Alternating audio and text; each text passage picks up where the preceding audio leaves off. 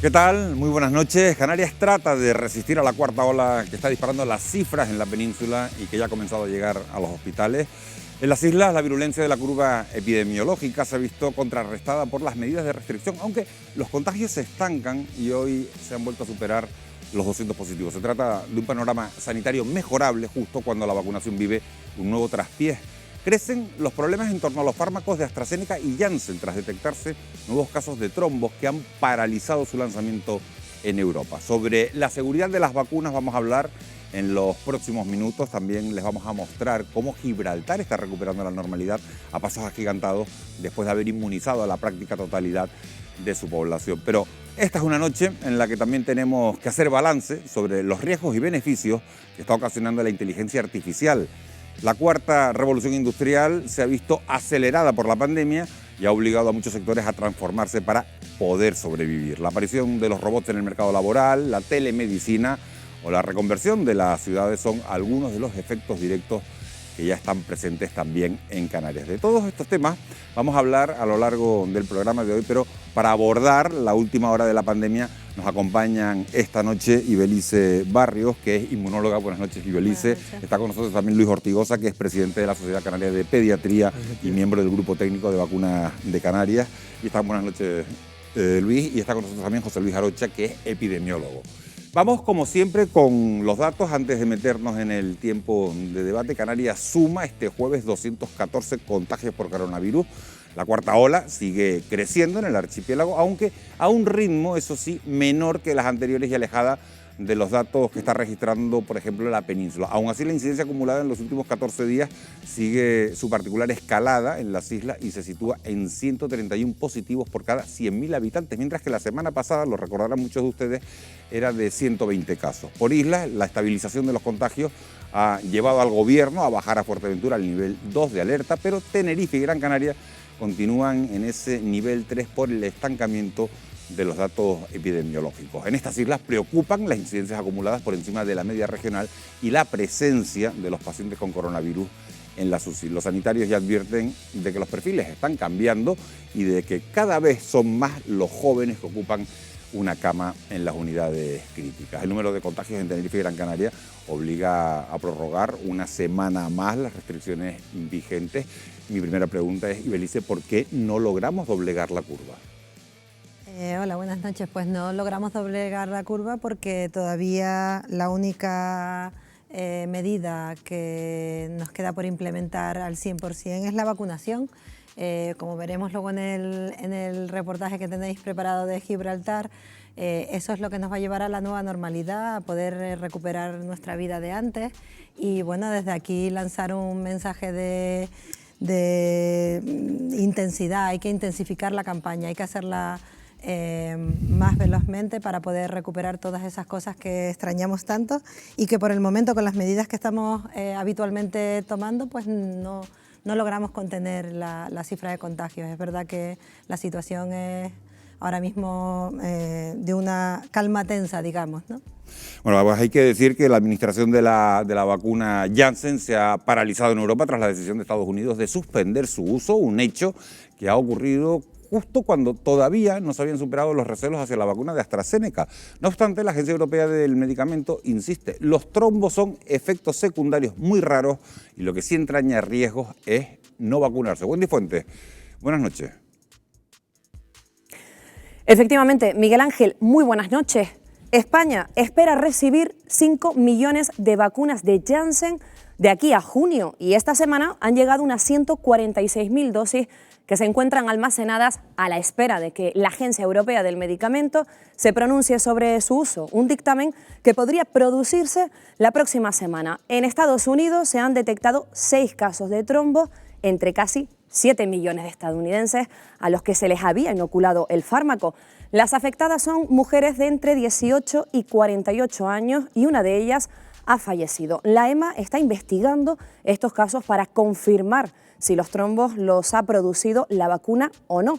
Pero en el caso de que así fuera, la probabilidad de sufrir una trombosis con Janssen sería del 0,00088%. Por el contrario, entre un 10 y un 15% de los infectados por COVID podrían sufrir un trombo, un porcentaje que se dispara al 26% en los pacientes ingresados en UCI.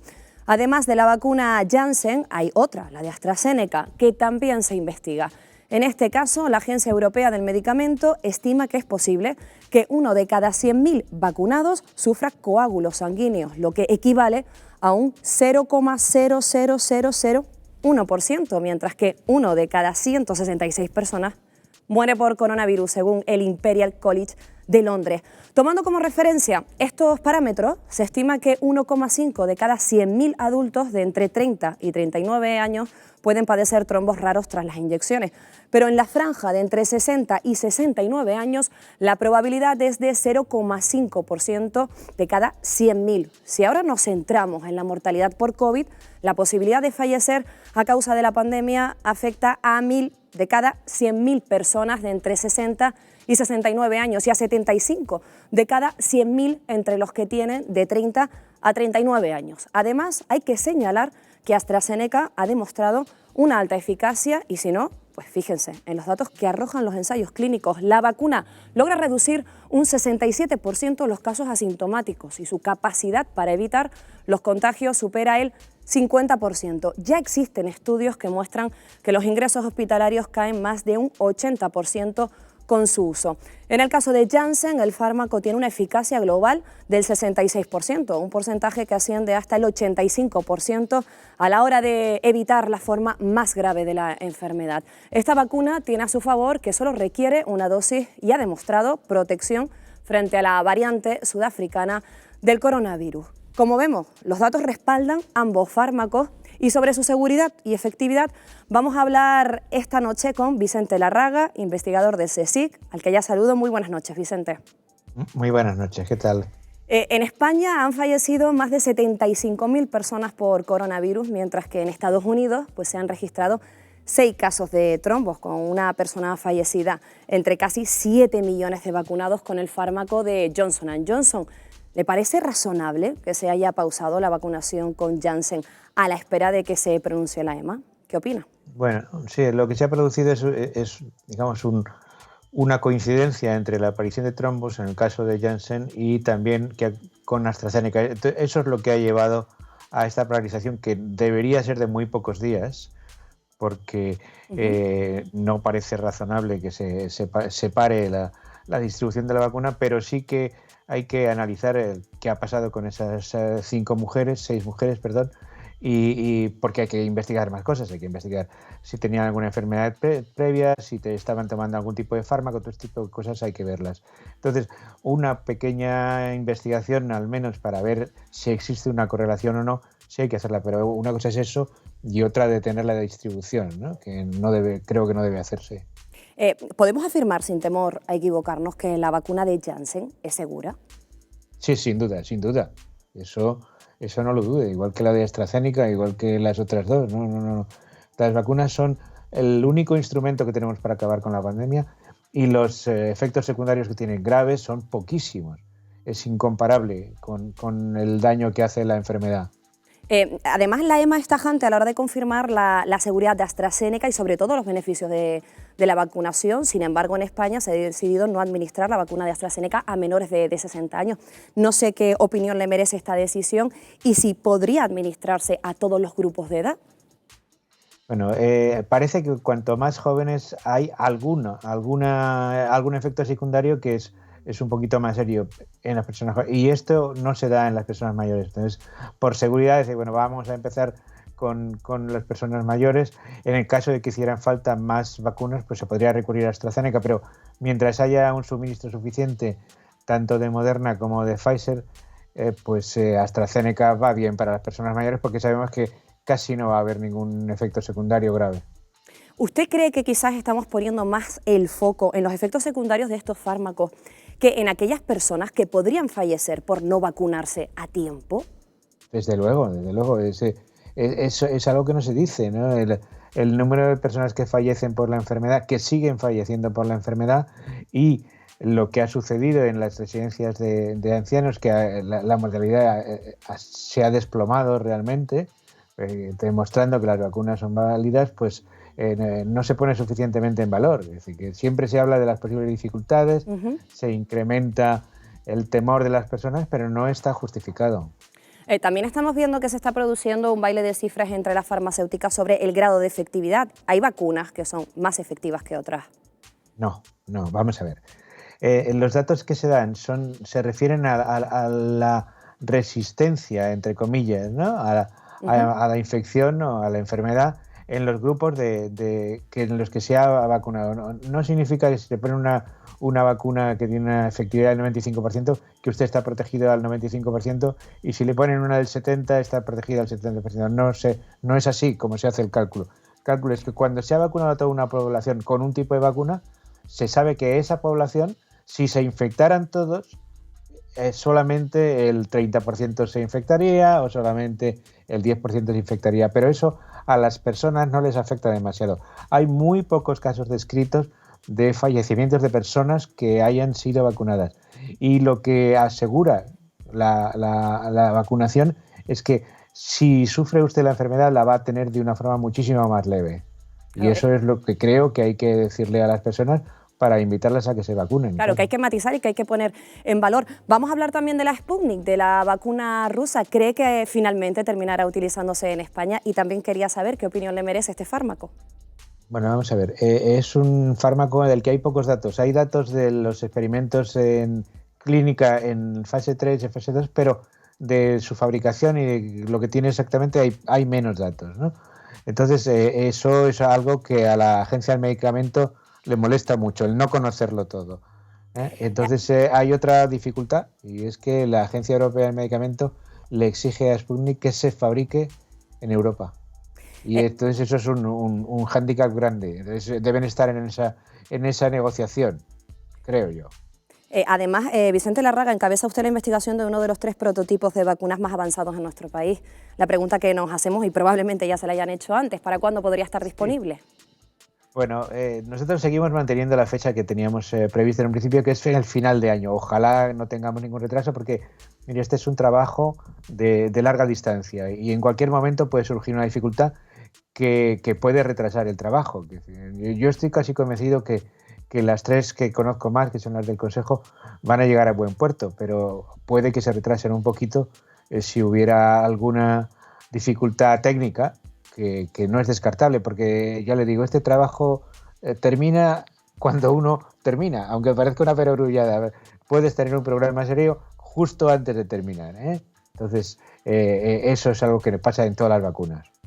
Vicente Larraga, ha sido un auténtico placer tenerla esta noche con nosotros en nuestro programa Fuera de Plano. Gracias. Nada, es un placer. Muchísimas gracias. Ahí teníamos esta entrevista, Vicente Larraga, investigador del CSIC, y nosotros nos quedamos sobre todo con esa respuesta, ¿no?, sobre la situación de la vacunación, pero lo más importante, que las vacunas son seguras. Bueno, Wendy, pues nos quedamos con ese titular, y ese titular que nos ha dado Vicente Larraga. Las vacunas son seguras, y la pregunta que traslado a la mesa se la traslado a Luis Ortigosa. Si crees que ha sido una buena decisión, Luis, paralizar la vacunación de las dosis de Janssen, o si se tendría que haber continuado tal y como ha propuesto Larraga. Yo creo que ha sido un buen informe, tanto el que dio Wendy como ahora la intervención de Larraga, y el mensaje final, volvemos a insistir, siempre lo decimos y no vamos a dejar nunca de decirlo: las vacunas son los medicamentos más seguros que hay, porque se someten a estos rigurosos procesos de investigación clínica fase 1, fase 2 y fase 3. Y ahora estamos en la fase 4, que es la fase de farmacovigilancia. Y esa fase consiste en que cuando una vacuna se administra ya a millones de población y se hace en vida real y no en ensayos clínicos, es cuando pueden surgir efectos inesperados que no se habían visto antes. Y cuando pasa eso, se llama un sistema de precaución, lo que hace las agencias reguladoras, la agencia del medicamento aquí en Europa, la FDA en Estados Unidos, es paralizar investigar y ver. Y yo creo que cada vez está más claro y vamos a intentar a ver si podemos tranquilizar a la población de que las vacunas son seguras. La vacuna de AstraZeneca y la vacuna de Janssen, a pesar de que estén en este momento paralizadas, probablemente en una semana, en 10 días, cuando ya se tengan todos los informes, se verá que efectivamente la incidencia es, lo ha dicho Wendy, 0.00001. Y si comparamos con otros medicamentos, con anticonceptivos, etcétera, etcétera, vemos que la incidencia de trombos en población real sin vacunar es muchísimo más alta. Y finalmente, se acaba de decir, y yo creo que es un dato fundamental, cuando alguien tiene una infección por COVID-19, si tiene una infección de moderada a grave, de un 15 a un 20% van a tener trombos por la propia enfermedad.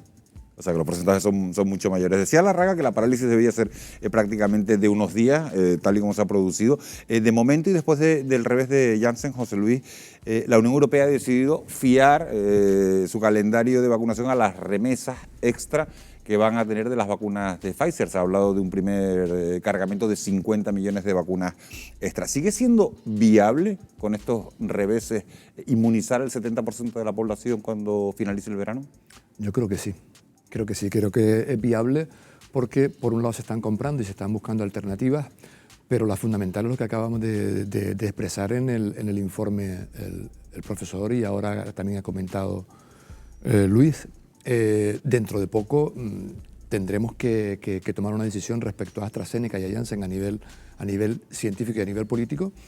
Y desde luego a nivel científico lo tenemos claro, es decir, los beneficios son absolutamente incuestionables, los efectos secundarios incluso con la muerte son relativamente mínimos en comparación con no poner la vacuna, pero es que la diferencia, no hay riesgo cero en ninguna actividad de la vida y desde luego el riesgo que se tiene ahora mismo de tener algún problema con la vacuna es infinitamente inferior a no hacerlo, a no vacunarse o asumir el riesgo de retrasarla durante meses. Yo creo que las decisiones técnicas van a propiciar que las decisiones políticas y de comunicación, sobre todo a la población, nos permitan que estemos en la buena línea, porque la vacunación ahora mismo es la mejor herramienta que tenemos para controlar el COVID y, desde luego, cuanto antes la tengamos, mejor.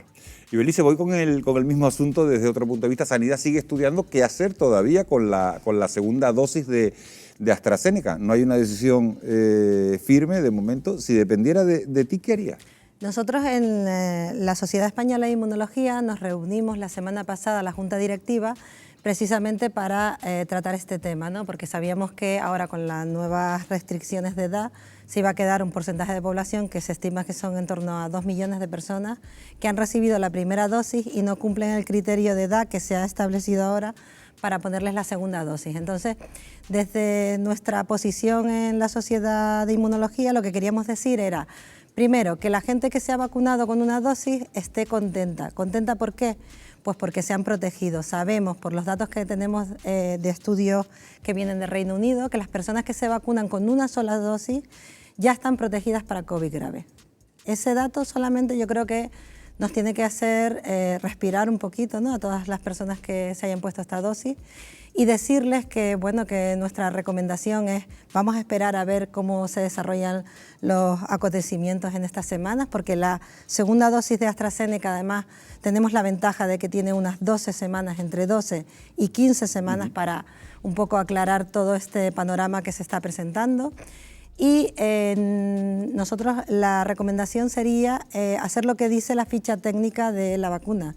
Y lo que dice la ficha técnica es que no se han hecho estudios combinando con otras vacunas. Estas posibles combinaciones que sí se han decidido hacer en otros países, como Francia, sabemos desde el punto de vista experimental que son unas buenas opciones porque normalmente funcionan, pero como siempre en ciencia, como siempre estamos repitiendo una y otra vez, hasta que no tenemos los datos de ensayos clínicos, no debemos arriesgarnos a hacer este tipo de combinaciones.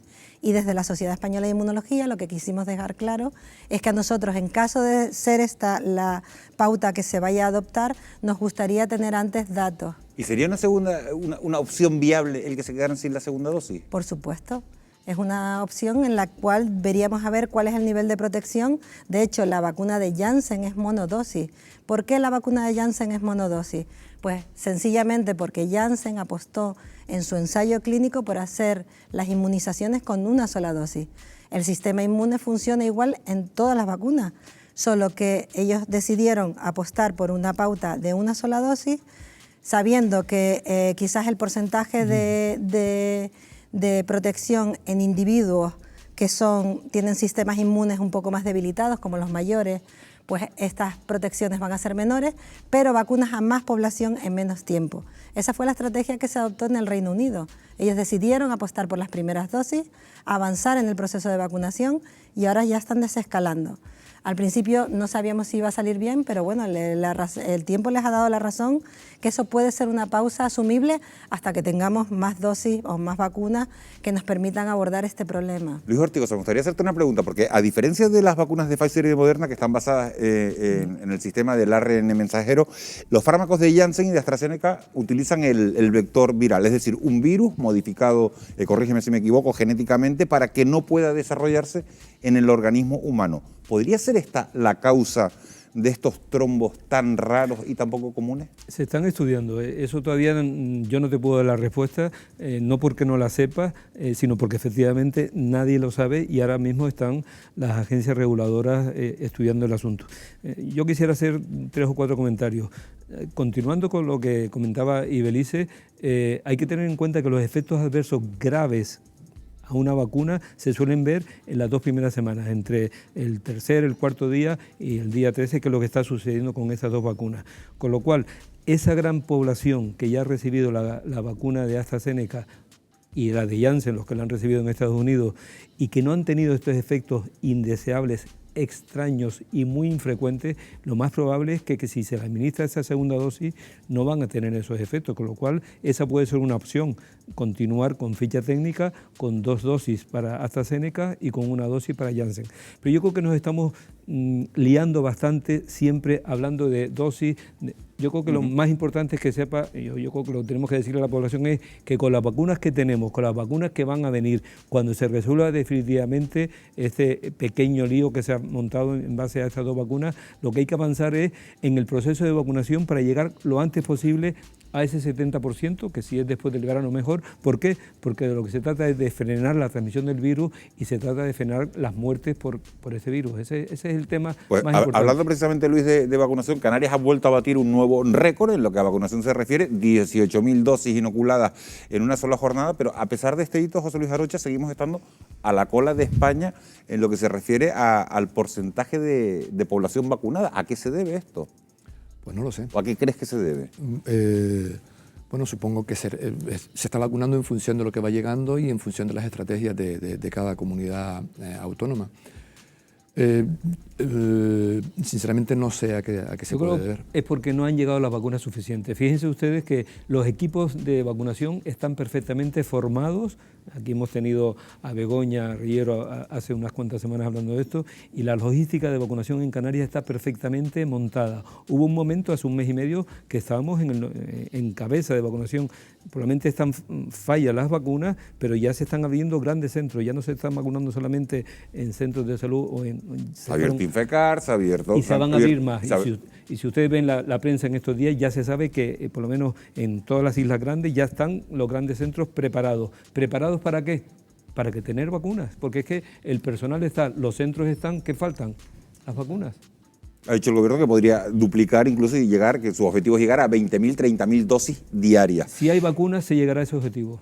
La Agencia Europea del Medicamento, se lo pregunto al epidemiólogo de la mesa, José Luis Arocha, todavía no se ha pronunciado sobre la vacuna rusa Sputnik, pero en Eslovaquia, que es uno de los pocos países que de momento han decidido comprarla, siguen sin suministrarla porque dudan de su composición. ¿Es una vacuna fiable? Es la pregunta que nos hacemos todos. ¿Se va a acabar inoculando en España? Pues no lo sé, hasta que la EMA no se pronuncie, la Agencia Europea de Medicamentos, pues tenemos nosotros la duda, y estaba comentando Luis, la necesidad de que se pronunciara, tiene que ver con la confianza, con los estudios, con el trabajo y con la confianza que tiene que generar a nivel científico. Teóricamente, debería servir, teóricamente. Es otra vacuna desarrollada sobre vectores virales. AstraZeneca, adenovirus. Estaríamos en el mismo caso de Janssen y AstraZeneca. Estaríamos en el mismo Claro, caso. lo que pasa es que no tenemos, o sea, desafortunadamente con Rusia, con China, tenemos muy poca transparencia en sus estudios. Desgraciadamente esta gran pandemia surgió porque se retrasó 1 mes y medio, 2 meses, la información que tenía que haber dado las autoridades sanitarias de China, y por eso se expandió por el mundo. Esto es lo terrible de la situación, con lo cual esa vacuna, con los pocos estudios que hay a nivel científico, parece que funciona, pero falta el conocimiento. Bueno, Sí, publicaron la fase 3 en Lancet, que es una revista Sí, por eso digo que hay alguna no es susceptible de mucho error, ¿no? Lo que pasa es que es verdad que la fase 3 luego hay que hacerla en vida real. Y ahí no es sabemos, donde está teniendo no tenemos esos el datos, problema. no se sabe que lo que está Pero pasando. bueno, los datos que han dado son la información buenos. y los organismos que tienen que pronunciarse con la calidad de la información, que es lo que tienen que mirar. Y ellos son los que decidirán. Probablemente no es una esa cuestión de vacuna funciona, probablemente esa vacuna tiene trombos, igual que esta, de AstraZeneca, pero en muy pequeña cantidad. De hecho, hay unas fábricas de fabricación de vacunas en España que están pendientes de poder... ¿Tú sí crees que se acabar administrando en España, Luis? Si no hay vacuna suficiente y la Agencia Europea del Medicamento recibe todo el dossier, es que no tienen el dossier, tienen que tener el dossier de fabricación, y esas vacunas se tienen que fabricar en Europa y conociendo al milímetro todo el proceso de desarrollo de la misma. Mientras tanto, no se puede. Lo que está claro es que la vacunación es lo que permite volver a la normalidad, y precisamente el gran avance de la vacunación es lo que está permitiendo a algunos territorios poner fin a las restricciones. El ejemplo más cercano, el más claro que tenemos, es Gibraltar, donde ya hacen una vida prácticamente normal. La pregunta es, ¿cómo lo han conseguido? Debe ser un espejo Gibraltar en el que mirarnos. Un equipo de este programa se ha trasladado hasta allí para mostrarnos cómo les ha cambiado la vida cotidiana.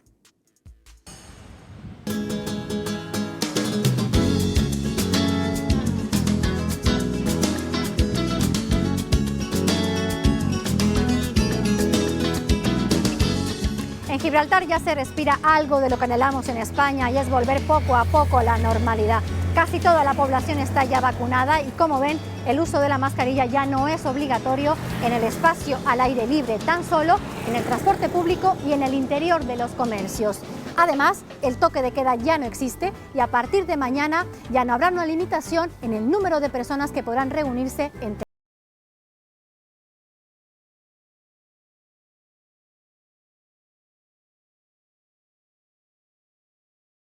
Y quienes más notan esta diferencia son los trabajadores transfronterizos que cruzan diariamente desde España, donde aún vamos rezagados en la vacunación.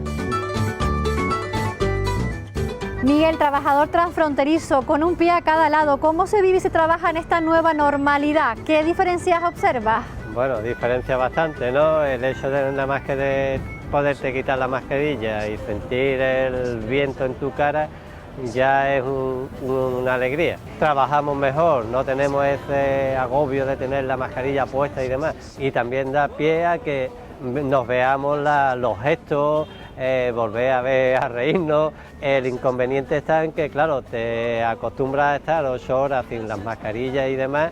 Cuando vuelves a la frontera te se olvida. Entonces el Nacional te está diciendo, decir, caballero, la mascarilla, porque aquí todavía la necesitamos. Miguel, ¿y qué te dice la familia? ¿Qué opina?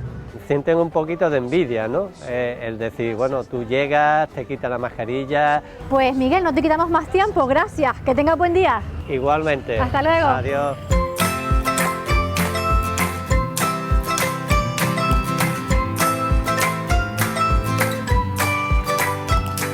Prem, ¿los comerciantes han notado el efecto de la vacunación en Gibraltar? Sí, la verdad que sí. Ahora la gente tiene menos miedo de salir, tienen ganas de volver a las tiendas a hacer sus compras, pero estamos esperando el turismo. Y se nota de que nuestros clientes de extranjero nos están llamando, nos están pidiendo, ay mira, ya la normalidad ha entrado en Gibraltar, estamos preparando billetes, estamos reservando hoteles. Una de las diferencias es que dentro, en comercio, sí debemos llevar puesta la mascarilla. Sí, es el único. Afuera no hace falta ponerlo en ningún sitio, pero en el interior, en las tiendas, hay que ponerlo. Joe, usted es gibraltareño. ¿Cómo se lleva a vivir esta nueva normalidad sin mascarilla y ya vacunado? Con un nivel de tranquilidad, de bienestar, de saber que está uno más seguro que antes. Menos miedo de hablarle a cualquiera, como usted. Estamos volviendo a la vida a la calle. Joe, ¿usted como vacunado tiene alguna especie de cartilla de vacunación? Tengo una cartilla que es de uso interno, solamente como prueba de que tenemos las dos vacunas. Hasta ahora no se está pidiendo en ninguna parte. La política de vacunación es genial, se ha vacunado a la gente joven, que es la que más se mueve, ¿vale? Cosa que no ha sucedido en España, y la política de Picardo ha sido vacunar a todos los establecimientos, a todas las personas de las tiendas, para reactivar el consumo. ¿Y cómo se vive el ocio nocturno aquí, en Gibraltar?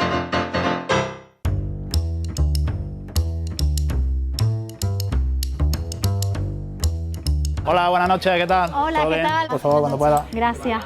Oye, una curiosidad, ¿por qué llevas la mascarilla puesta cuando estamos al aire libre y ya no es obligatoria? Antes teníamos que llevar incluso 2 mascarillas, ahora desde el viernes tenemos que llevar una y por lo visto en mayo, si tenemos la vacuna puesta, las 2 dosis, no tendremos que llevar ninguna mascarilla puesta. ¿Han aumentado las reservas? Sí, ha aumentado mucho la reserva, ahora vienen muchos más grupos de gente, no tenemos que respetar la distancia de seguridad entre mesa y mesa. No hay toque de queda, pero puede estar hasta la hora que usted quiera. Y en los pubs se puede estar hasta las 4 de la mañana, sin ningún tipo de problema, sin mascarilla dentro del pub. Oye, ¿y me has dado este papel? ¿Para qué es? Eso es un papel que le damos a los clientes para que pongan su nombre y su número de teléfono, para en caso de que haya algún brote de COVID, para poder hacer un rastreo. Muy bien, pues nada, pedimos un refresco, por favor. Vale, muchísimas gracias. Gracias. Hasta ahora.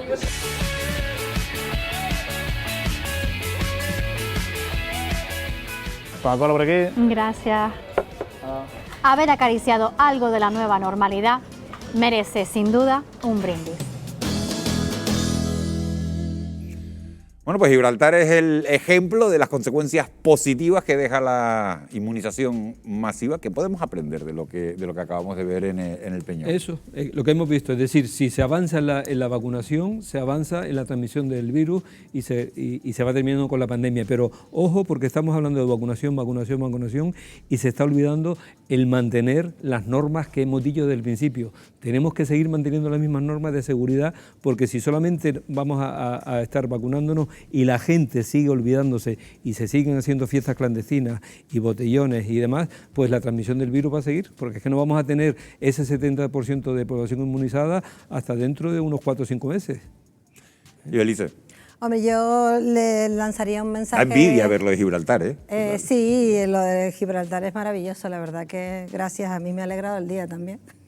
Pero lo que yo quiero decirle a la gente es que por favor sepan que desde los profesionales el mensaje es que las vacunas son seguras, que son las que nos van a permitir volver poco a poco a la normalidad, manteniendo las medidas, como dice Luis, hasta que eso suceda, y que cualquier tipo de reacción adversa se está cumpliendo la norma de la farmacovigilancia, sucede siempre y bueno, tenemos que seguir avanzando. Magnífico, la verdad es que es una imagen que nos alegra la noche y nos alegra el día, pero todavía estamos lejos de alcanzar esa cobertura vacunal, necesitamos reactivar la economía y no podemos aflojar ni un punto en las medidas que del propio gobierno se pueden hacer, que son lo que estamos haciendo, limitar la vida social, limitar la movilidad y la población a asumir el patrón del día a día, que es lo que nos va a permitir que realmente podamos tener cierta garantía, además de la vacuna. Y ya el próximo año, si hemos conseguido ese estatus vacunal que ahora mismo tiene Gibraltar, pues podemos respirar todavía más tranquilo, pero nos queda tiempo. La pandemia nos está cambiando muchas cosas y también ha conseguido acelerar el avance de la llamada inteligencia artificial. Los robots y la automatización ganan fuerza en el tejido empresarial y entrañan riesgos y beneficios. Por un lado, se encuentra la mejora de la productividad y por el otro, la destrucción de puestos de trabajo. La cuarta revolución industrial está en marcha sin posibilidad de volver atrás y con ella el cambio radical de las ciudades y de nuestra forma de consumo. Se lo vamos a mostrar en nuestro reportaje de esta noche. Será tan solo en unos minutos, a la vuelta de publicidad.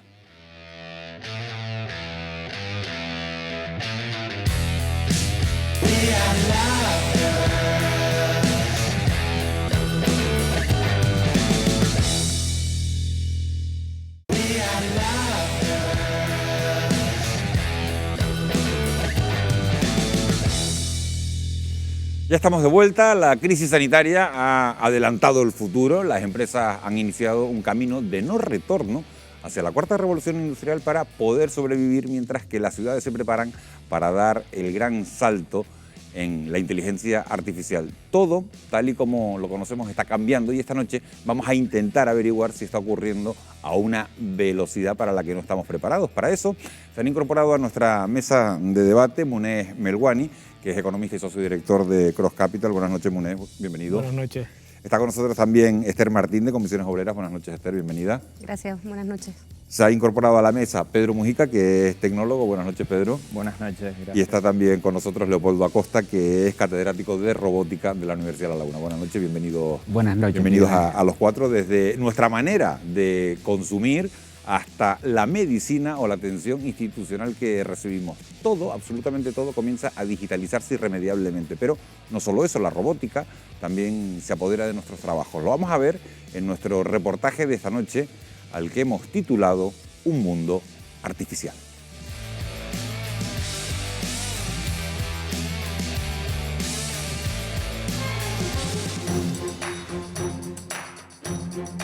La tecnología ha sido la principal responsable de los grandes cambios de la humanidad, desde la imprenta hasta las máquinas de vapor, desde el telégrafo hasta el teléfono y, por supuesto, desde el ordenador hasta Internet.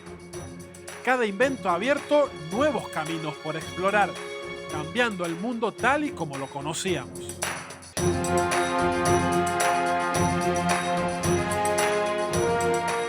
Hoy, la tecnología evoluciona a una velocidad nunca vista. Lo que antes era ciencia ficción, ahora está a un paso de convertirse en realidad. Los coches voladores, el turismo espacial, los asistentes robóticos.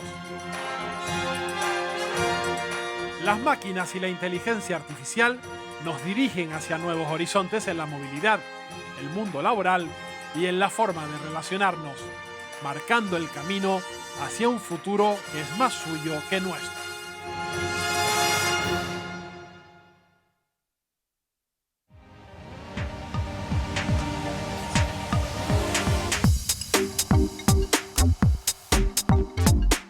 Más del 93% de los españoles ha utilizado Internet en los últimos 3 meses para enviar mensajes, realizar llamadas, gestionar operaciones bancarias o buscar información en la red. ¿Se imaginan qué pasaría si Google dejara de funcionar?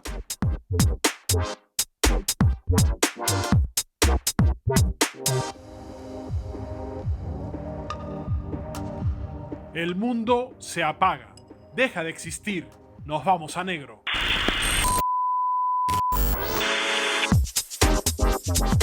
Santiago Sánchez Migallón, gracias por atendernos. ¿Qué pasaría si Google se fuera negro y dejara, por ejemplo, de funcionar varios días? A ver, los problemas vendrían principalmente para todas las empresas que dependen de los servicios que ofrece Google. También hay que tener en cuenta que Google no es solo un navegador, sino que también ofrece servidores.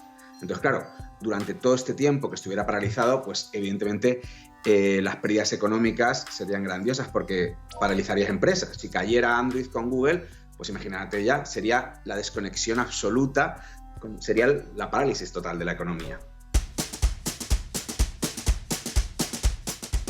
Cuando los primeros ordenadores comenzaban a ocupar nuestro espacio vital, nadie fue capaz de presagiar su influencia en nuestras vidas. Hasta hoy, donde nuestro modo de vida depende de la tecnología que ha evolucionado más rápido debido a la pandemia. El coronavirus ha conseguido que los cambios que se predijeron para dentro de 10 años hayan ocurrido en apenas unos meses.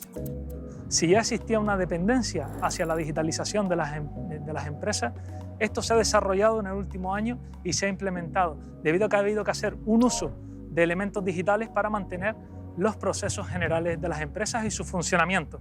Esto era algo de prever desde hace años, por el uso que hace tanto las empresas como la ciudadanía de los medios digitales, pero debido a la pandemia se ha acelerado todo el desarrollo y toda la implementación de todas estas herramientas digitales. Uno de los sectores que más rápido ha tenido que adaptarse es el comercio. Con la llegada de la COVID, las compras por Internet han crecido un 70% en Canarias, lo que implica que en los últimos 12 meses se haya dado un aumento equivalente a más de 3 años de evolución. Muy buenas, José. ¿Estás preparando un envío aquí en la tienda? ¿Para dónde va esto? Buenas, Nacho. Estos son unas zapatillas que entró esta mañana en mi portal de internet de una venta de unas zapatillas de running para Álava, buscar nuevas fórmulas de venta. Y me ha servido para poder facturar un poquito más. Si durante estos meses no hubieras potenciado tu página web, la venta online, hubiera sido mucho más complicado subsistir durante todo este tiempo. Complicadísimo. O sea, hubiese estado a cero en cuanto a ingresos.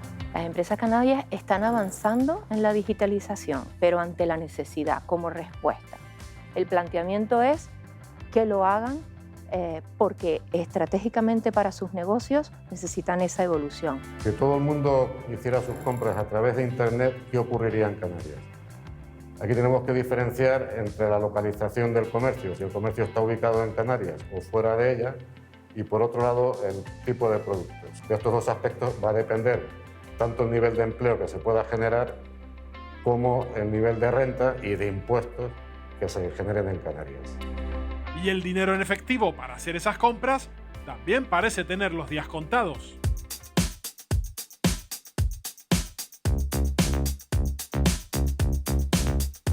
En 2020 el pago con tarjeta superó por primera vez al efectivo a la hora de comprar.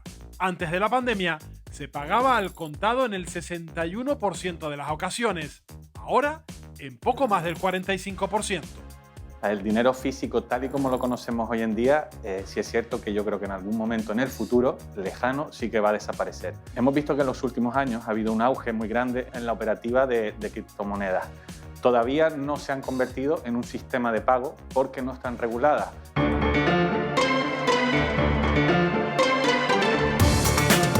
Enrique Hernández, responsable de Canarias Bitcoin. ¿Qué es exactamente un Bitcoin? Podemos decir que es un sistema de intercambio y reserva de valor que es totalmente digital, o sea, no tenemos una contraprestación física, no hay un Bitcoin como podemos tener la moneda fiat, como podemos tener el euro. Y además puede entrar cualquier persona. Es tan sencillo como tener un teléfono móvil o el ordenador, una conexión a internet, y cualquier persona del mundo, absolutamente cualquiera, puede comprar y vender Bitcoin. Todo parece bastante bonito, pero me imagino que Bitcoin también tendrá sus riesgos. Bitcoin en sí mismo no ha tenido ningún fallo. O sea, lo que es la estructura de Bitcoin, el software, es perfecto, ¿vale? Hay un elemento que es la criptografía que hace que Bitcoin pues, tenga una solidez, una robustez y no se pueda hackear. Pero sí es cierto que como absolutamente en todas las nuevas tecnologías, muchas veces pues, surgen gente que usa el nombre de Bitcoin en balde, ¿no? En falso, y lo que hacen es estafar en nombre de Bitcoin.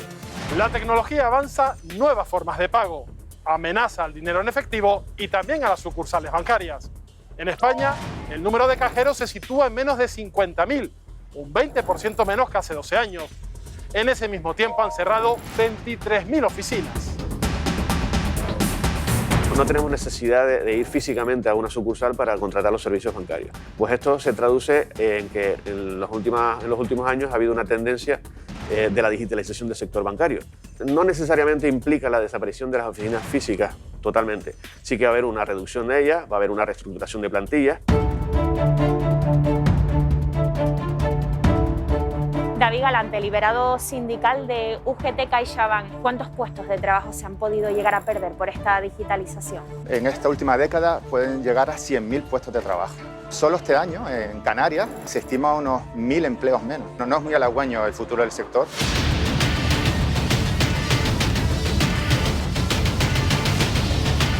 Se estima que en 5 años la automatización hará desaparecer 85 millones de empleos en todo el mundo, aunque los más optimistas aseguran que a su vez seremos capaces de crear otros 97 millones.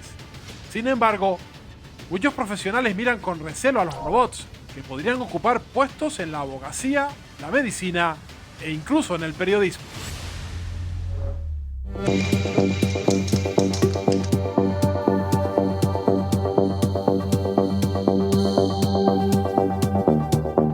Sofía Sánchez, responsable de Relaciones Públicas y Marketing de Narrativa Empresa, que ha desarrollado el programa para redactar noticias en Radio Televisión Española.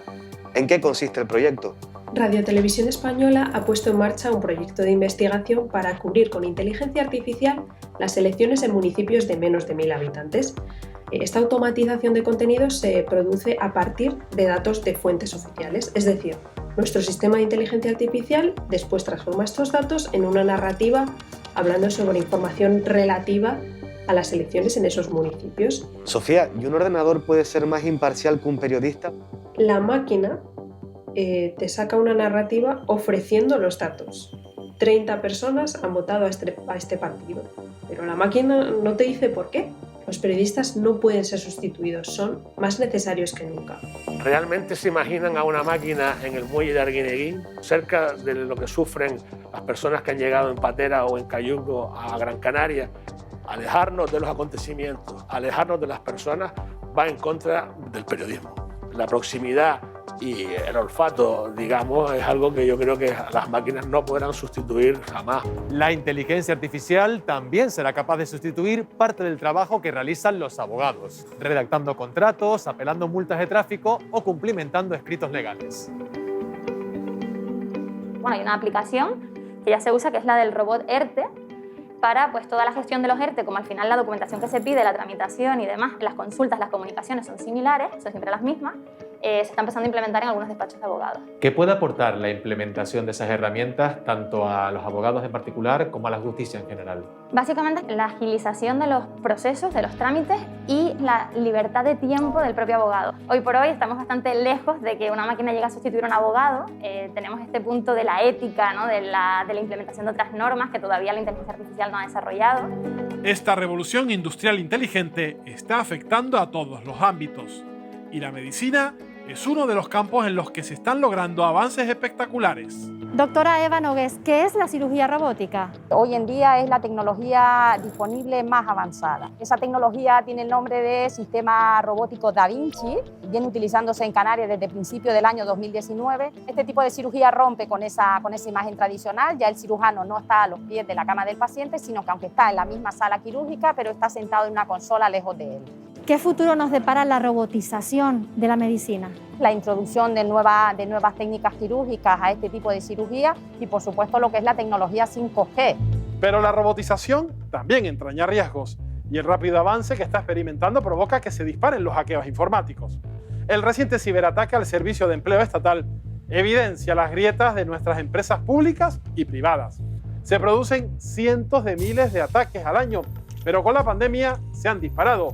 Solo en el último trimestre de 2020 crecieron un 160% en nuestro país. Rodrigo Melián, especialista en ciberseguridad. Uno de los ciberdelitos más comunes es el secuestro de información. ¿En qué consiste ese tipo de ataques? Sí, efectivamente es uno de los más comunes, conocido como ransomware, y es un software malicioso que envían los ciberdelincuentes a sus víctimas, las cuales lo ejecutan, y el ciberdelincuente toma control del equipo de esa persona, incluso encripta sus datos pidiéndole un rescate a cambio de solucionarle el problema. He preparado una pequeña demostración. Nosotros previamente hemos recibido un correo y hemos descargado un archivo. Lo ejecutamos y vemos que no funciona, pero se nos abre un icono que al abrirlo nos damos cuenta que nos están comunicando que nos acaban de infectar nuestro equipo y nos están pidiendo un rescate en Bitcoin y que ellos reciban ese dinero con la finalidad de enviarnos la solución. ¿Cómo podemos evitar este tipo de ciberataques? Sobre todo se evita con prevención, que hagan bien las copias de seguridad.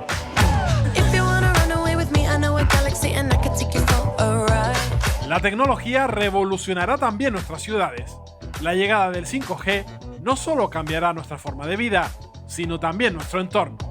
Esto va a permitir, por ejemplo, transformaciones en el tráfico, por ejemplo, en lo que es los vehículos autónomos, de forma que los vehículos se van a poder comunicar entre ellos y pueden avisar de que hay un accidente. Lo bueno que tiene el 5G también es que la potencia va a ir dirigida hacia el teléfono móvil, por así decirlo, que está comunicándose, no hacia todos los teléfonos móviles. Va a haber menos potencia, además en frecuencias que son menos dañinas para el cuerpo humano.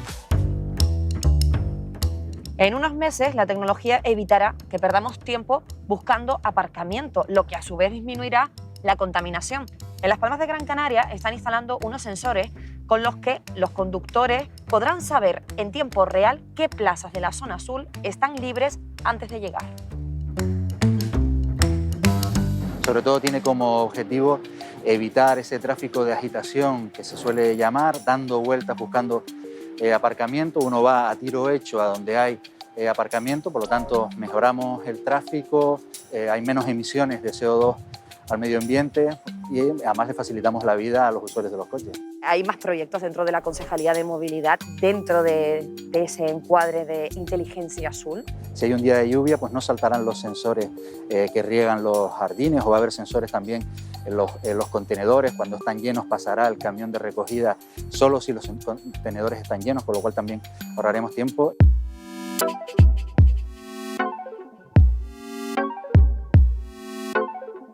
La mayoría de estudios asegura que el cambio climático se inició con la primera revolución industrial. Resulta paradójico que ahora la llamada cuarta revolución industrial, dominada por robots y la inteligencia artificial, sea nuestra gran aliada para paliar sus principales efectos. Jesús Rodríguez, coordinador del área de tecnología del ITER. Nos encontramos en un edificio que representa uno de los proyectos tecnológicos más importantes del ITER y de la isla. ¿En qué consiste? Un edificio diseñado para que en su interior se alberguen equipos informáticos de comunicaciones y que a su vez tenga una muy alta conectividad con Internet. Todos esos servicios, esos ordenadores, son grandes consumidores de energía.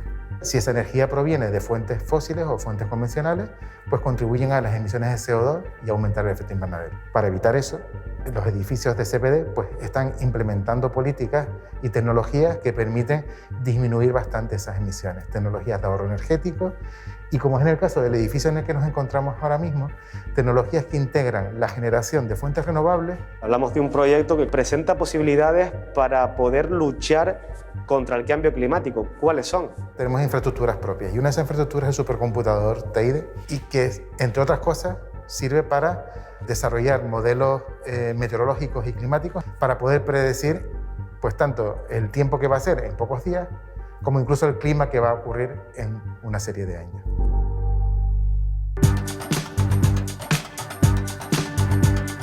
Durante siglos, los humanos hemos creado tecnología que es capaz de destruir al planeta.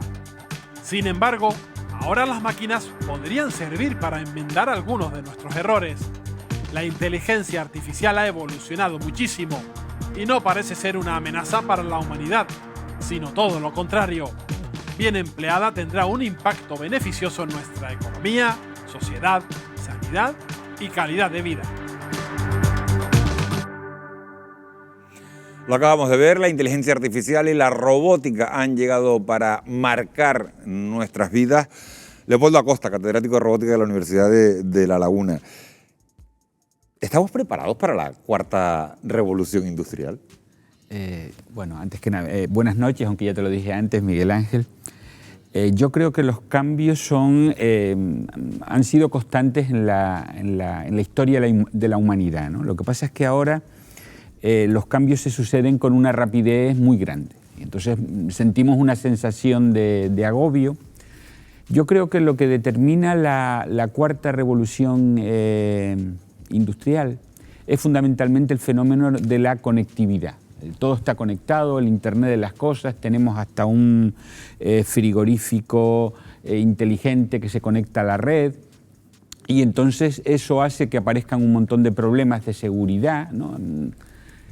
Pero lo que es la inteligencia artificial en sí, concebida como un robot inteligente que hace de todo, yo creo que eso está muy lejos.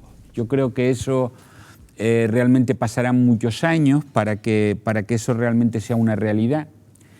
Y lo que vemos son desarrollos tecnológicos. Por poner un ejemplo, el coche autónomo, porque es el que más conozco. Y claro, si yo tuviera que decir por qué es viable el coche autónomo, pues la principal idea es de los años 60. Hay, digamos, una modificación de esa idea en los años 90 y hay un empuje tecnológico de una serie de sensores que se producían a alto precio en la industria militar y que han pasado a la Les voy a pedir brevedad en cada una de las intervenciones para que nos dé tiempo a hablar a todo. Munes Melguani, los pagos con tarjeta han comenzado a predominar, es uno de los grandes cambios de hábito que nos ha dejado la pandemia. ¿Nos encaminamos, es la pregunta, hacia la desaparición del dinero en efectivo? Vamos a ver, la desaparición en su totalidad va a tardar años en llegar, pero digamos que si los bancos centrales y los reguladores logran de alguna manera normalizar el uso de las monedas digitales, y experimentos hay ya reales, como en el caso de China, ¿no? Donde se está haciendo pruebas reales en los ciudadanos con el yuan digital que llaman, pues al final acabaremos por optar por la moneda, por el pago digital, ¿no? Que al final tiene más trazabilidad y evita problemas como el blanqueo de capitales o la evasión de impuestos, ¿no? Hablando de dinero, la digitalización, Esther, está forzando el cierre de sucursales bancarias y con ello el despido de miles de trabajadores del sector. ¿Estamos ante un proceso inevitable?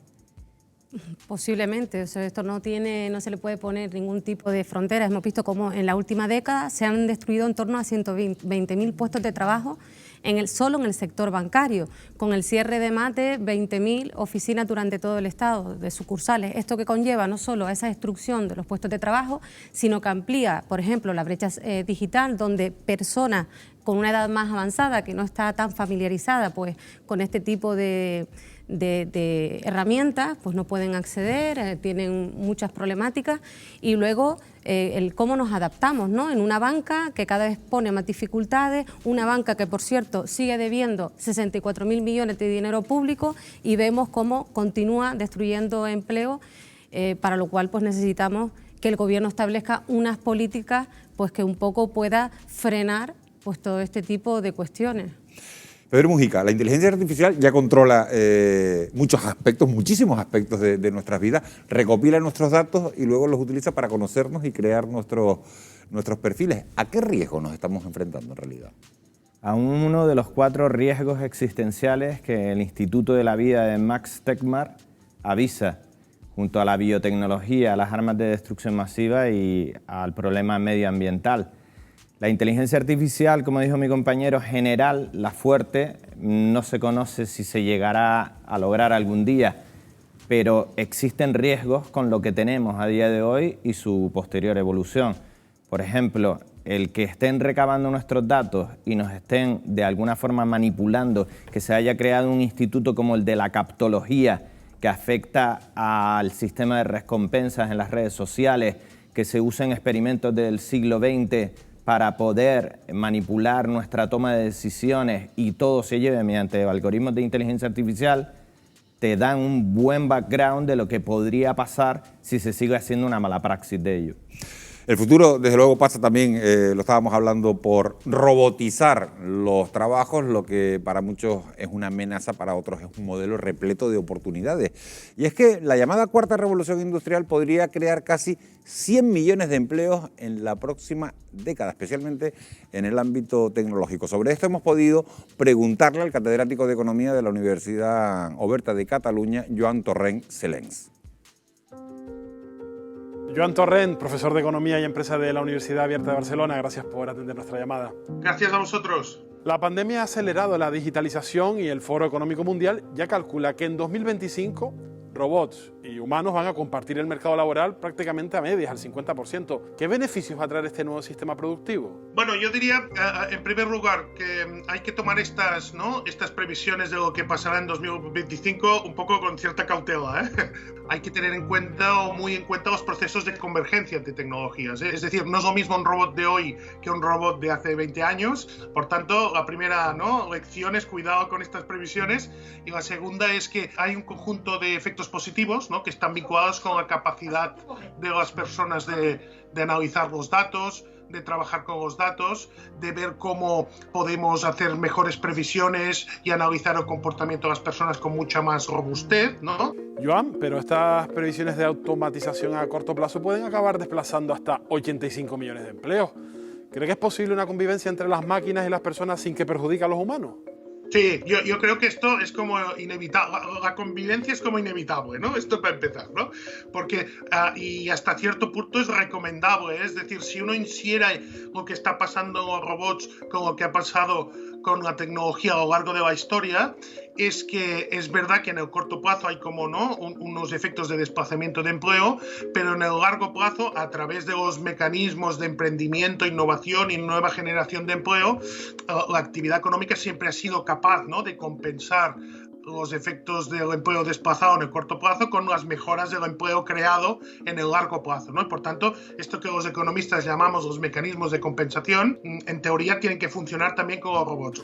En un estudio que ha elaborado usted sobre la productividad de los robots en las empresas, concluye que aquellas compañías que se han digitalizado venden 5 veces más, pero las pymes invierten menos en su digitalización que las grandes compañías. Esto puede llevarnos a un mercado dual, es decir, dejar a las pequeñas y a las medianas empresas en desventaja. Que corremos el riesgo de que unas pocas empresas que lideran los espacios de transformación digital, innovación y productividad se acaben comiendo el mercado. Entonces aquí es muy importante la intervención de la política pública, en el sentido de que es cierto, ¿no?, que España y Canarias, ¿no?, y todas las regiones de España son regiones de pymes, y que si las pymes no se van al traste, nos cargamos toda la economía y toda la sociedad, ¿no?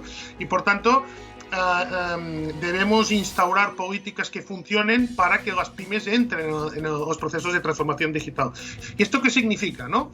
Pues básicamente significa que el sector público tiene que proporcionar los capitales necesarios para que las pymes puedan entrar en toda esta historia, ¿no? Joan Torrent, gracias por atendernos. Buenas noches. Gracias a vosotros.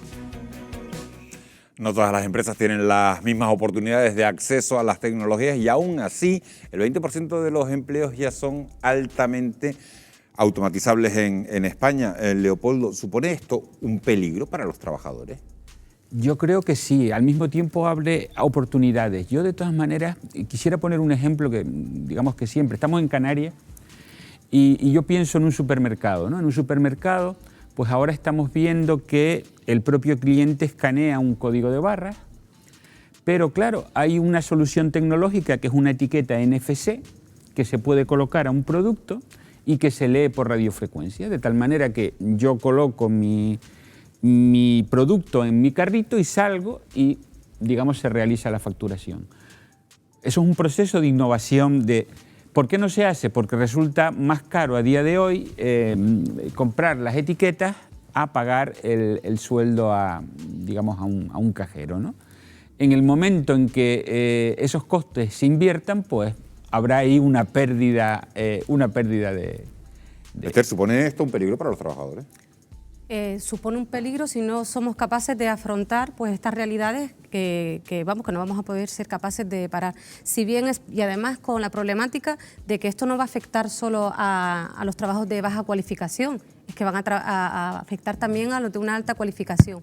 Es cierto que durante toda la historia, cada vez que ha habido una transformación, pues la sociedad ha mostrado una preocupación. Ya en 1800 y tanto veíamos cómo ese movimiento del ludismo atacaban pues, aquella maquinaria y es normal ese temor, ¿no?, a lo desconocido, a la destrucción del empleo que se va a dar. La cuestión es, estas nuevas tecnologías, estas oportunidades van a poder recuperar o captar ese empleo que se destruye. Aquí tenemos una oportunidad ahora mismo que son los fondos europeos para destinar a una creación de empleo que sea estable, empleo vinculado a la digitalización, a las economías renovables. Es una oportunidad, formación, no solo a las personas que están en activo, sino desde una visión y una perspectiva futura, reorientando pues la enseñanza, la educación, para que se puedan afrontar pues estas nuevas realidades y poder tener trabajadores y trabajadoras capacitados en estas áreas. Has hablado de baja cualificación, le quería preguntar a Pedro. La OCDE advierte que los profesionales menos cualificados y los jóvenes son los que más riesgos corren de ser sustituidos por la robótica. ¿Cómo afrontamos este reto? Con educación y reconversión profesional. Ya ha ocurrido en las anteriores revoluciones industriales. En la primera, por ejemplo, todo el negocio del caballo tuvo que cambiar hacia el automóvil. Aquellos que no lo lograron al ritmo adecuado, evidentemente, sufrieron las consecuencias. A día de hoy hay que invertir en educación para que los profesionales que tengan ese problema, ese gap con lo nuevo que viene, puedan irse adaptando progresivamente. Hay una moda que está calando, Munez, que es la de invertir en bitcoins. Actualmente hay más de 7.000 tipos, que se dice pronto, de criptomonedas. Sin embargo, no existe una legislación, una regulación europea al respecto. ¿Qué riesgo conlleva la compraventa de estas divisas? Pues el riesgo es el de no conocer dónde uno está metiendo el dinero, ¿no? Como cualquier activo financiero o que tenga una contraprestación económica o que se pueda valorar, es lo que recomendamos siempre, ¿no? O sea, primero conoce cómo se conforma el precio, averigua lo que hay detrás y después invierte si estás cómodo con el riesgo que tiene asociado, ¿no? En este caso se agrava un poco más porque ha habido, como bien dices, un boom por la expectación, porque también hay líderes empresariales muy populares en Estados Unidos que animan a la inversión en este tipo de activo digital. Pero vamos, digamos que las criptomonedas han venido para quedarse. Hay que ser muy selectivo y hace falta, como bien dices, una normativa, ¿no? La normativa, los reguladores ya están en ello porque en Estados Unidos, por ejemplo, ya hay inversores institucionales, como puede ser bancos, fondos de pensiones, fondos de inversión y fundaciones que han invertido cientos de millones en Bitcoin, ¿no? Entonces ya no hay marcha atrás, o sea, no van a hacer una regulación para cargarse el invento, por decirlo de alguna forma, pero sí que lo quieren un poco más controlado, ¿no? Las industrias tecnológicas, Leopoldo, se perfilan como uno de los ámbitos que pueden acaparar una mayor creación de puestos gracias a la robotización. Por el contrario, ¿cuáles serían los sectores más afectados por la destrucción de empleo? Yo no me atrevería a apuntar a algún sector, porque ya un poco lo comenté antes, lo del tema de la robotización es algo, digamos, muy relativo, ¿no? Yo creo que también a veces se es demasiado optimista, ¿no? Cuando se veía una película o un cómic de los años 50, se imaginaba que en el año 2000 iba a haber robots, poco más o menos, que circulando por las calles. Y sin embargo vemos que han surgido otras oportunidades, lo que comentaba antes de la interconectividad o incluso la tecnología de blockchain, no solo aplicada a criptomonedas, sino es una tecnología de autenticación distribuida, que ahí hay una oportunidad y hay de hecho empresas canarias que están invirtiendo y desarrollando ese tipo de tecnologías. Luego lo que comentaba Pedro, el gran reto del Big Data, de cómo se manejan los datos. Entonces digamos que para mí esos campos me parecen, digamos, que van a generar más empleo que lo que es en sí la robótica. Pues hablando de robótica, cada vez, Esther, son más las voces que piden que los robots coticen a la seguridad social. Parece algo descabellado, pero no. Es algo que incluso se ha planteado en el Pacto de Toledo en varias ocasiones. ¿Estás de acuerdo? A priori, gravar fiscalmente a una empresa que lo que está haciendo es invertir en tecnología, a priori no lo vemos, a menos que sea pues a cargo del impuesto de sociedades, a cargo de beneficios, a cargo de un incremento importante de la productividad y por ende, como decía, del beneficio, pero como primera reacción no. Ahora bien, yo me mantengo y consideramos desde Comisiones Obreras que la formación es fundamental, lo comentaba antes, no solo a las personas trabajadoras que están en activo para que vayan reconvirtiéndose, pero también como apuesta de futuro, porque puede ser un gran generador de empleo, pues todas estas áreas que se siguen abriendo. Al economista se lo quiero preguntar, ¿los robots tienen que cotizar a la seguridad social? Directamente no, como bien decías, pero hay que buscar algún mecanismo de compensación, ¿no? Porque al final estás sustituyendo fuerza laboral humana, ¿no? por máquinas. Por darle alguna cifra, la OCDE sí que estima el impacto en España y en el resto de países desarrollados de lo que es la robotización, ¿no? Y estima que para mediados, en torno al 2025, el impacto va a ser del 21% de la fuerza laboral activa en España y del 30% para 2030, ¿no? Y si bien es verdad que se estima que hay una pérdida de puestos laborales en el corto plazo, al final es lo que decía tanto Pedro como la compañera, de que se ha de sustituir por personal cualificado, reconvertido y que hay que formar desde ya. Hace décadas que flirteamos con la inteligencia artificial en nuestros hogares. Sin embargo, el gran salto hacia la digitalización va a llegar en 2024, cuando se prevé que la tecnología creada para la vivienda haya crecido un 300%, una tecnología que también afectará a nuestra intimidad, a la forma de alimentarnos o a nuestras compañías de la mano de los robots. Es la cara doméstica de la cuarta revolución industrial que le vamos a enseñar en unos minutos, justo después de la pausa publicitaria.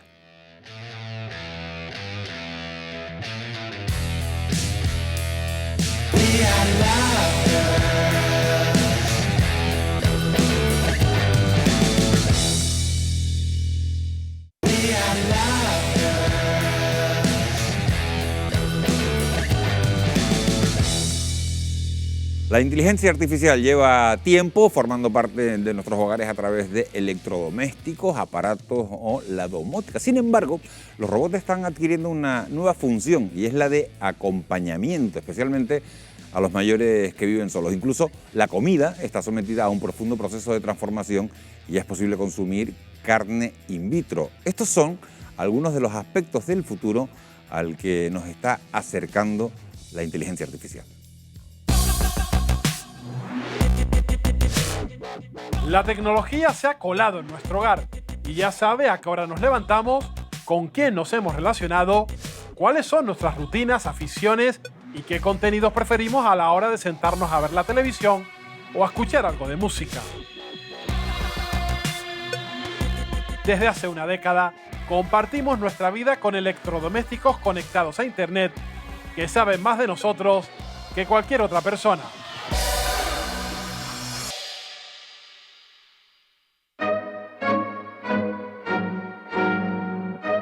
La inteligencia artificial ha traspasado nuestra intimidad sin darnos cuenta. Las neveras que hacen la compra por nosotros o los dispositivos que regulan la temperatura y la luz de nuestra casa de forma automática ya están aquí y ganarán más poder durante los próximos años. Se espera que la tecnología creada para el hogar crezca un 300% en 2024. Daniel López, fundador de Más Espacio, ¿qué es exactamente una casa inteligente? La domótica consiste en integrar todas las instalaciones que hay en una vivienda, igualmente. Entonces, gracias a esta integración, se consiguen satisfacer una serie de necesidades y funcionalidades que no hay en una vivienda normal. Hay estudios que hablan de un 30% de ahorro en costes si tienes un sistema inteligente que optimiza el uso de la energía y que optimiza el control de las instalaciones respecto a una vivienda o a un edificio que no cuente con nada de esto. ¿Salen muy caras estas casas? Para una vivienda de 200, 250 metros, pues se pueden hacer soluciones desde 10.000 euros.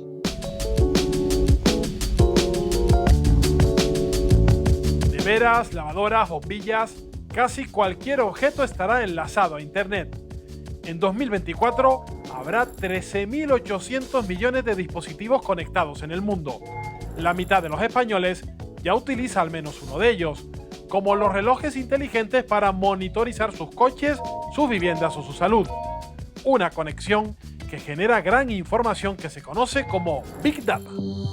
El Big Data lo que pretende es utilizar un montón de esos datos que tenemos almacenados en grandes computadores, en grandes sistemas de almacenamiento para obtener información que sea de valor para aplicarlo con un beneficio que es importante, beneficio social. Domingo, ¿y cómo se puede utilizar el Big Data en un momento como este de pandemia con el coronavirus? Por ejemplo, actualmente para saber si estamos contagiados de COVID-19 nos hacemos lo que llamamos la PCR, un test de antígeno. Eso tarda un cierto tiempo. El Big Data nos puede dar esos resultados con anticipación. Uso masivo de datos para condicionar nuestros comportamientos y también comida sintética para nutrirnos.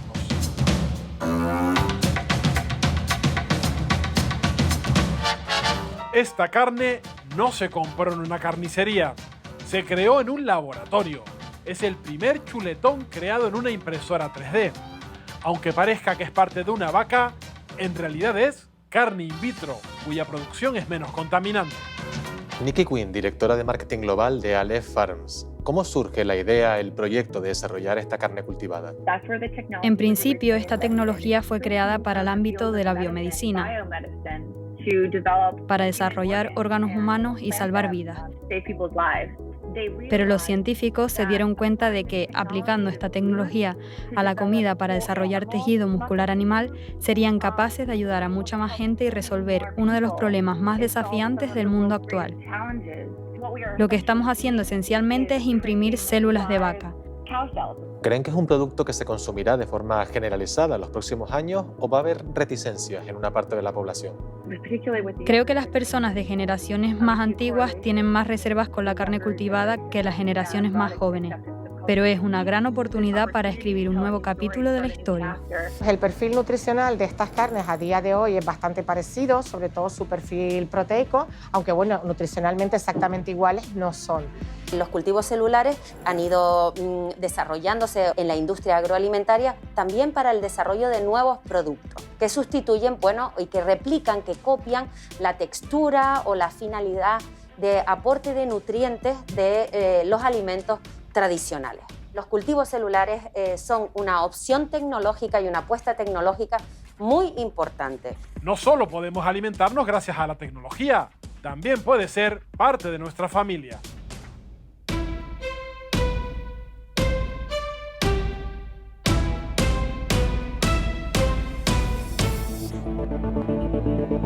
Aplicaciones como esta están al alcance de todos. Se descargan en tan solo unos segundos y nos permite tener un amigo virtual que evite que nos sintamos solos.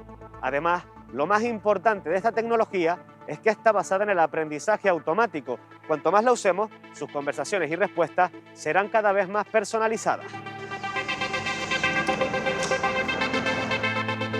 Hola Iván. Hola Pablo. Nos hemos descargado la aplicación Réplica. Representa un amigo virtual, una aplicación de acompañamiento. ¿Qué opinas de este tipo de tecnología? Entiendo que va a intentar simular a alguien parecido a mí con el quien yo pueda trabar un poquito de amistad.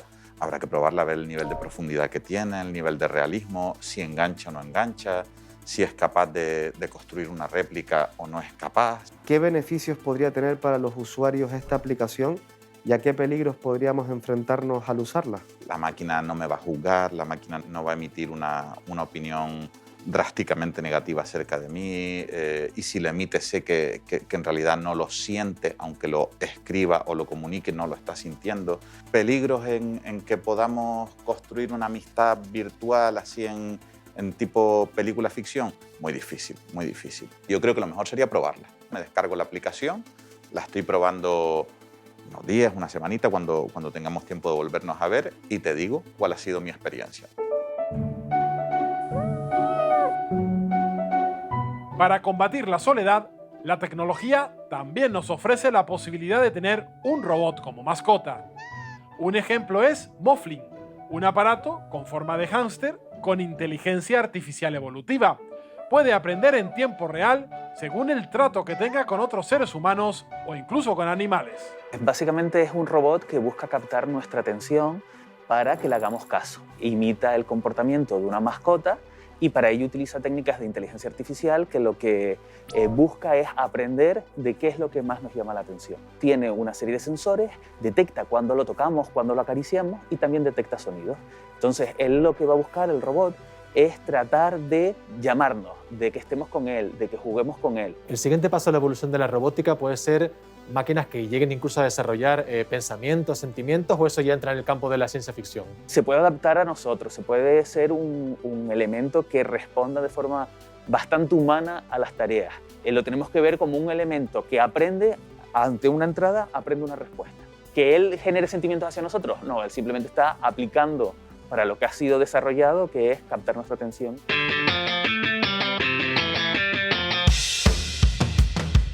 Ahora mismo está despejado y la temperatura es de 21 grados. Más de 4 millones de hogares españoles utilizan asistentes virtuales de voz. Y en solo una década, la mitad de las interacciones con máquinas podría realizarse a través de una conversación. Una opción perfecta para personas con algún tipo de dependencia. Por la inclusión de personas ciegas y con discapacidad, Twitter se abrirá nueva ventana. Seleccionado. Fabián, ¿qué tan importante puede llegar a ser los asistentes de voz para poder acceder a las nuevas tecnologías, sobre todo en personas que tienen discapacidad visual? Sí, hoy en día, sobre todo los desarrolladores de tecnología han tenido en cuenta que las personas con discapacidad en general son consumidores de bienes y servicios, y entonces han metido en el interior, en la configuración de los dispositivos, un apartado de accesibilidad en el cual podemos adaptarlo para que una persona que tiene una discapacidad pueda ser más autónoma, utilizando los beneficios que traen las nuevas tecnologías. ¿Podrías mostrarnos, Adrián, algunos de esos dispositivos? Tendríamos un iPad que también lo mismo, se le activa una síntesis de voz y nos va indicando por dónde nos podemos ir moviendo. Calendario. Mir, fotos. Cámara. Por ejemplo, para el caso de domótica en domicilio, una persona que esté en casa y no sabe si la luz la tiene encendida o apagada, OK Google, enciende la lámpara. De acuerdo, enciendo la lámpara. La lámpara está encendida. En Canarias, más de 66.000 personas mayores de 65 años viven solas. Con la pandemia, esa soledad se ha traducido en aislamiento. Para evitarlo, nació la aplicación Covida.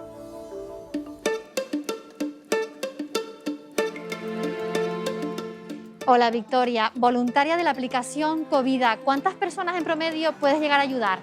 Pues ahora actualmente unas 5 más o menos a la semana. De hecho, me llegó una notificación ahora de una señora que necesitaba unas medicinas y voy a llevárselas. Victoria, ¿y cómo es que te animaste a participar de esta iniciativa? Pues por pura conciencia social. Hay una necesidad real de ayuda y hay muchos ancianos y enfermos que están solos. Personas que incluso llevaban hasta 2 semanas sin comer porque son personas de alto riesgo que no podían salir en confinamiento y no tenían quien les hiciera la compra o les fuera a buscar unas medicinas, personas que se encontraban mal. ¿Quién? Hola María, soy Victoria. Hola Victoria. Hola, buenas tardes, ¿cómo estás? No me digas que ya tienes el... Sí, ya he venido a traerte lo que necesitabas. ¿Qué tal con la aplicación Covida? Maravilloso. ¿Por qué empezaste a utilizarlo, María? Porque yo tengo varias enfermedades. Una de ellas cosa con problemas de movilidad y tal, ¿no? Las posibilidades de la tecnología en las personas mayores ya se está aplicando. Por ejemplo, el uso de ordenadores y de aplicaciones para la estimulación cognitiva, las telecomunicaciones a distancia, ahora que estamos con más distanciamiento social.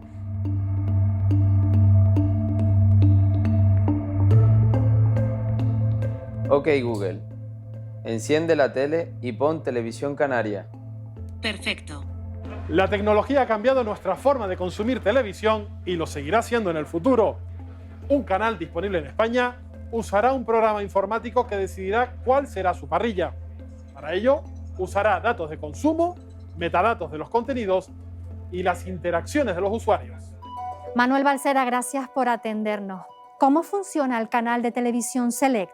Empezamos a desarrollar un sistema de inteligencia artificial que se llama iCast y que lo que permite fundamentalmente es identificar en base a los comportamientos pasados de otros canales de televisión y de los nuestros propios cómo debe encajarse la programación para que el público que más está viendo televisión en ese momento pueda disfrutar. La llegada de la pandemia ha disparado los servicios de streaming y la televisión a la carta, asestando un duro golpe a los cines. Sin embargo, en países como China o Francia, ya trabajan en las salas del futuro.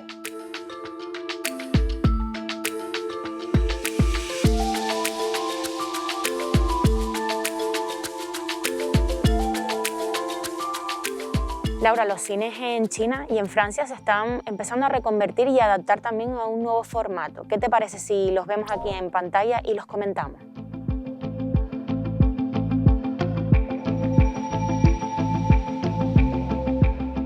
El cine que hemos visto va a costar muchísimo, tiene que ser mínimo la entrada por lo menos 15 euros. Es verdad que esas pantallas de suelo a techo parece que están dentro de la peli, pero con la que nos va a caer ahora, si esos cines son así, no será tan asiduo. La novedad va a ser que la gente vaya. ¿Crees que es necesario que el cine se reinvente para que continúe viviendo? El cine siempre se ha reinventado. Tendríamos que hacer unas buenas inversiones, hacer las salas más grandes para que tengas más aforo. Nos acostumbraremos a estar con la mascarilla, pero siempre será el ver la peli, comer tus roscas e irte para tu casa pensando en esa peli y soñando un poco.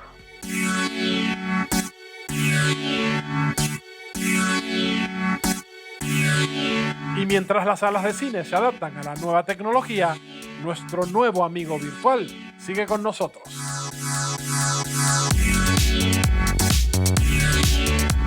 Bueno, Iván, ha pasado ya una semana tú has probado nuestra aplicación Réplica. ¿Qué es lo que te ha parecido? Bien, en general bien. Como método de empezar a practicar una relación social, pero honestamente pobre. De mí he aprendido en qué trabajo, si me gusta mi trabajo o no, mi orientación sexual, mi estado de ánimo. He aprendido hasta el punto en el que yo he querido profundizar. Y cuando profundizas un poco, empiezan los problemas. La aplicación no es capaz de percibir matices. Iván, y después de esta semana de uso, ¿vas a seguir utilizando Réplica? No, mira, la utilizaré probablemente para algunos pacientes y algún amigo que necesitan practicar algunas cosas, pero como un entrenamiento. No consigue ser suficientemente humana como para que me enganche. El siglo XX estuvo marcado por tecnologías como las telecomunicaciones y la informática. Pero en el siglo XXI estamos ampliando sus posibilidades a una velocidad nunca vista. La robótica y la inteligencia artificial ya se han integrado en nuestras vidas hasta un extremo que a muchos les da vértigo. Pero aunque la tecnología nos depare un mundo desconocido, no cabe duda de que ese mundo será increíble.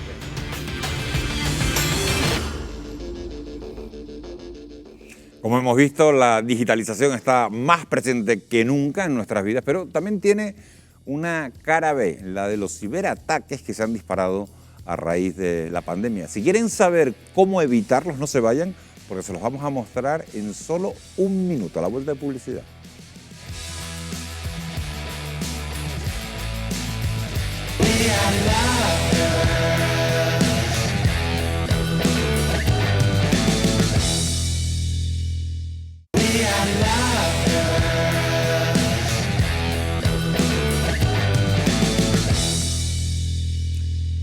...12:10 de la noche, seguimos en directo aquí en Fuera de Plano, en Televisión Canaria. La pandemia ha abierto la puerta a la digitalización de todos los ámbitos de nuestra vida y con ella también, como decíamos hace un instante, a los ciberataques. En el último trimestre de 2020, estos delitos que generalmente esconden fines económicos aumentaron, fíjese, un 160%. Sin embargo, Wendy, hay fórmulas para evitar ser una víctima de los hackeos, ¿no es así?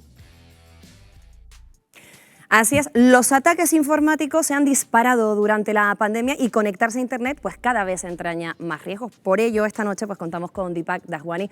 Muy buenas noches, experto en ciberseguridad, que nos va a dar algunos consejos para evitar que los hackers puedan entrar en nuestros dispositivos. Y la primera pregunta que quería formularle, ¿cuáles son los signos de alarma que nos pueden hacer sospechar que estamos recibiendo un ciberataque? Bueno, en concreto, a la hora de hablar de organizaciones, existen una serie de signos de alarma para determinar un ciberataque en los sistemas de infraestructura, pero refiriéndonos a usuarios, que yo creo que el tema que nos aborda hoy, generalmente el mayor peligro son nuestras identidades digitales, o sea, nuestras cuentas de correo electrónico, redes sociales, intranet, o sea, banca online y todas estas cuentas. Generalmente, si vemos que no tenemos acceso o vemos cualquier actividad sospechosa, un correo raro, puede ser que algo nos esté pasando, incluso cuando tenemos alguna alerta de inicio de sesión, y más ahora con los leaks que hemos tenido de Facebook y LinkedIn recientemente. Y luego en nuestros equipos, pues probablemente si somos víctimas de un ransomware que se llama, vamos a recibir un aviso y nos vamos a dar cuenta, pero en otros casos signos como por ejemplo que el equipo no responde, que Esos ya son signos ya que nos podrían hacer sospechar. Sí, ¿no? O sea, si vemos que el equipo no responde, se cuelgan más de lo habitual, ya sabes que estamos acostumbrados a la degradación natural de los sistemas con el paso del tiempo, pero si vemos que el ratón se mueve o que el equipo va más lento de lo habitual, puede ser que estemos también siendo víctimas de lo que se llama una botnet, que es una red de ordenadores zombies infectados, que nuestro equipo esté infectado y además de trabajar para nosotros, esté trabajando para los ciberdelincuentes, ¿no? Vale. La pregunta, ¿cómo podemos proteger nuestros equipos? Bueno, lo más importante que tenemos que saber es que el software está hecho por humanos, ¿vale? Y los humanos nos equivocamos constantemente, entonces la tecnología puede tener fallos de seguridad, que son vulnerabilidades. La única manera de solventar estas vulnerabilidades es mediante actualizaciones de seguridad. Así que lo que es indispensable es tener el equipo actualizado con todo el sistema operativo y todos los programas que tenemos instalados a la última versión del software. Esa es una de las principales vías. Y luego tener un antivirus comercial, no uno craqueado bajado de internet, con reputación contrastada y que se actualice con las firmas del malware que se conoce.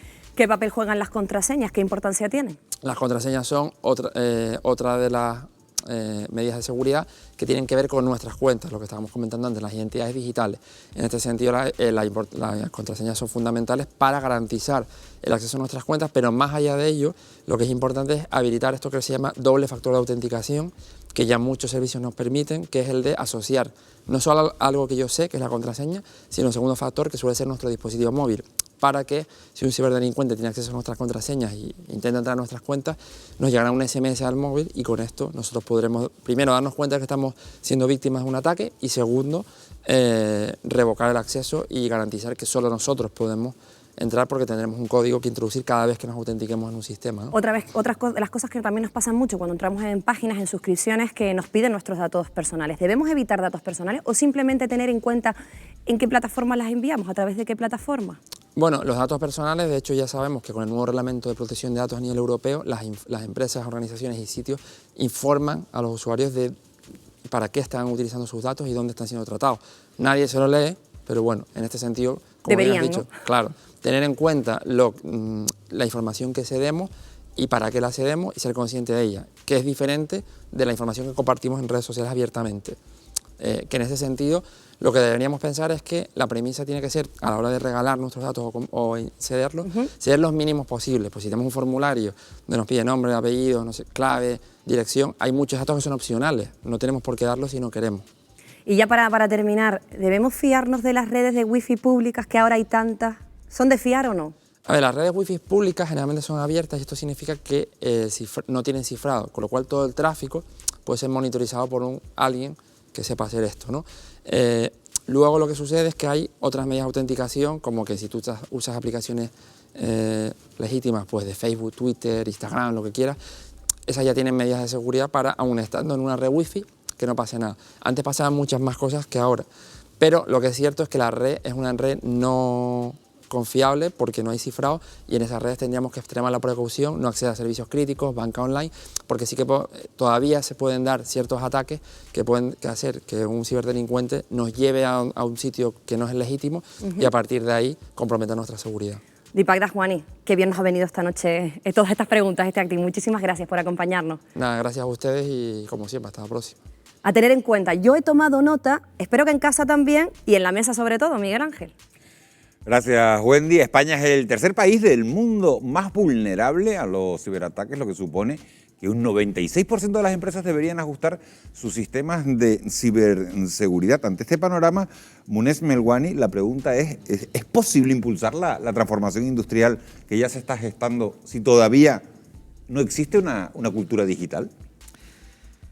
Pues va a costar, ¿no? O sea, al final es un tema de recursos económicos también, ¿no? Apuntaba antes Esther que dentro de esos dos grandes ejes que vienen de Europa, de los fondos europeos, del Next Generation que llaman, ¿no? Que está la transición energética por un lado y la transformación digital por otro, o sea, donde hay que focalizar es en las pymes, ¿no? Que al fin y al cabo suponen el 99% del tejido empresarial en España, ¿no? Y si nos vamos a analizar las pymes, pues casi la mayoría son micropymes, de 1 a 10 empleados. Entonces, Google, por ejemplo, viene a decir que el 43% de los ataques cibernéticos están dirigidos a pymes y que el coste medio de esos, coste económico medio de esos ciberataques viene a ser $35.000 en este caso, pero al final es un coste inasumible por la mayoría de ellas y acaban desapareciendo, ¿no? Entonces, respondiendo un poco a tu pregunta, hay que hacer un esfuerzo económico de ayuda importantísimo, sobre todo a las pymes. Pedro Mujica, me gustaría saber, entre 2.000 y 5.000 euros es lo que pierde la empresa media española por el robo de datos privados. ¿Cuáles son los mecanismos para poder evitar los fraudes? Es difícil invertir en ciberseguridad, como hemos visto en el reportaje, siempre como base de toda la cuarta revolución industrial. No hay transformación digital si no tenemos asegurada la infraestructura mínima, porque ya no hablamos solo del robo de datos, sino de la pérdida en sí de la capacidad de producción, acceso a históricos, etc. O sea, la empresa desaparece de un día a otro, ya sea por un rapto por ransomware o por un simple espionaje industrial o un robo de datos importantes y que no se tengan copias de seguridad o sistemas de seguridad básicos. Leopoldo, el gobierno destina 260 millones de euros este año precisamente a la protección de estas empresas en la red. ¿Es suficiente esa cantidad? Yo creo que no. que se queda corta. Esa cantidad se queda muy corta porque, como muy bien se ha dicho, es la base de todo. La interconectividad es la base de todo. Y yo, sencillamente, a modo de resumen, también quería decir que tenemos que hacer un ejercicio de pensar globalmente, de ver las oportunidades y luego actuar localmente, porque a fin de cuentas estamos en Canarias. Y yo el resumen que saco todo esto es que hay un gran terreno en tratamiento de datos, lo comentó Pedro, lo comentó, yo creo que los documentales fueron muy esclarecedores. Datos propios de Canarias, donde si uno aprende técnicas de tratamiento de esos datos los puede aplicar aquí. Luego está el tema de la tercera edad y la otra conclusión es que los robots poco a poco irán llegando a nuestras vidas. Yo veía, por ejemplo, el robot Da Vinci y claro, yo me preocupo por el cirujano que me opera, no porque me opere con un robot, porque el cirujano sencillamente que el resultado sea bueno. Yo no me quiero marchar de aquí, estamos a punto de terminar sin preguntarle a Esther Martín si todo esto que estamos viendo, si todos estos cambios de la tecnología, ¿crees que mejorarán o empeorarán el mercado laboral? Vamos a luchar para que mejoren el mercado laboral, con empleo de mayor valor añadido, con personas que estén más cualificadas, con mejores condiciones de trabajo y muy breve sobre los ciberataques, la importancia de la inversión para evitarlo. Y uno de los ejemplos ha sido el reciente ataque al SEPE, al Servicio Público de Empleo Estatal, que en nuestras islas puso en jaque nada más y nada menos que 185.000 personas que están cobrando, por ejemplo, los subsidios, pudiesen cobrarlo o no, o quienes están cobrando las prestaciones por ERTE. Pues con eso nos quedamos. Muné, Esther, Leopoldo, Pedro, muchísimas gracias a los cuatro por haber estado aquí, por habernos ilustrado. Y muchísimas gracias a ustedes, sobre todo, por haber estado un jueves más al otro lado de la pantalla. Gracias por su compañía. Que tengan ustedes un muy feliz descanso. Buenas noches.